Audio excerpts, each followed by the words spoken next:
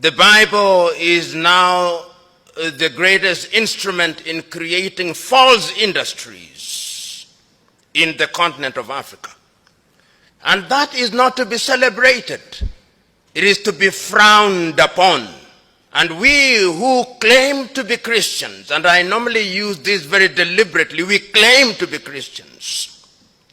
As to whether we are is another debate. We'll only discover that a little later when we are in heaven. And therefore, when we talk about rediscovering, we are saying that it was once discovered. But let us situate the Bible in its proper place. Christianity as we know it today in the continent of Africa was midwifed to us in the continent through Europe, through the missionaries. When they came, they were reading the very same Bible that we are reading today. When they sat in Berlin and were dividing the continent of Africa, they were reading the same Bible that we are reading today. The same Bible in which, in Paul's letter to the Galatians at chapter 3:28, he says, there are no Jews, no Gentiles, no slave, no free, no woman, no man. They read that verse.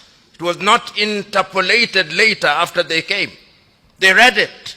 But they came here and conquered us.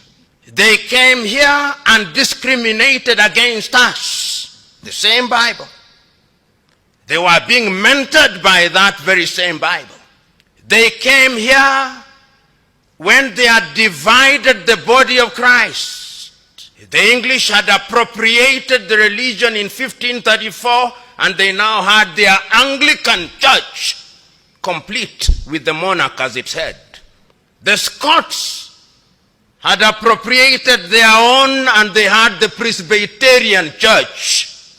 The Greeks had their Greek Orthodox. The Armenians, the Armenian Orthodox. The Roman Catholics were even bolder. They called it the Roman Catholic Church. So that even when they are in Uganda, it's not Ugandan Catholic Church, it is the Roman Catholic Church. And you are going there and you are saying you are Roman Catholic Church.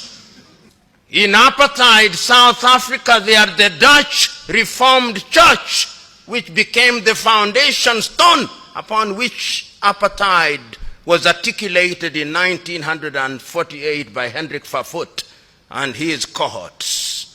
So the Bible has been misused. Don't be cheated. Let's not be nice to each other because we are Christians. The Bible has been misused. It has been used to support slavery. It has been used to support colonization. It has been used to pervert the truth.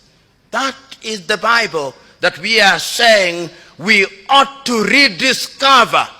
So when we are gathered here as Christians and we are talking about rediscovery of mentorship in the Bible, we must have a spirit that is a questioning spirit. When His Grace was preaching to us, he said, we must always be nice before we are good. Not always. And I've always talked about two approaches to be found in the Bible. One is of John the Baptist and Herodias. It's a dangerous path where you go out into the public and condemn evil. The only thing that you must know is that when you follow that path, Salome will ask for your head. But there are circumstances when it is necessary. Then there are circumstances when it is necessary to follow the path that His Grace has suggested. Read the conversation between Nathan and David and what he did to the wife of Prophet Uriah. He comes and tells him, In this place there was a person who had a lamb. Circumstances define which method you use. And in a forum such as this, we now live in a world where as Christians we are also very pretentious. We don't speak the truth as it ought to be spoken.